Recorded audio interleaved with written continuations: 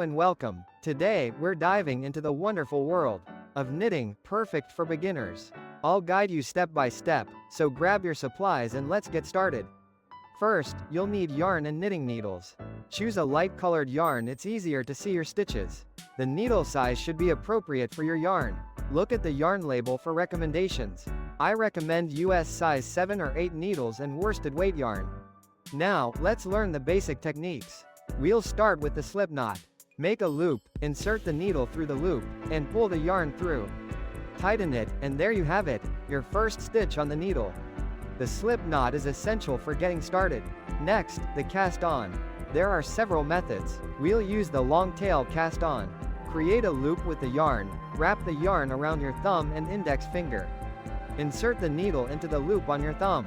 Then grab the yarn on your index finger, and pull it through. Drop the thumb loop, and tighten. Repeat this, casting on as many stitches as you need for your project. Cast on about 20 stitches for your first practice piece. Now, the knit stitch. Hold the needle with the cast on stitches. In your left hand, insert the right needle into the first stitch on the left needle. From left to right, wrap the yarn around the right needle, and pull it through the stitch.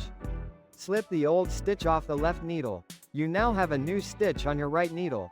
Repeat across the row. The knit stitch is the heart of knitting. Practice the knit stitch until you get the hang of it. Your first few rows might be uneven, but don't worry. Knitting takes practice. Consistency will come with time.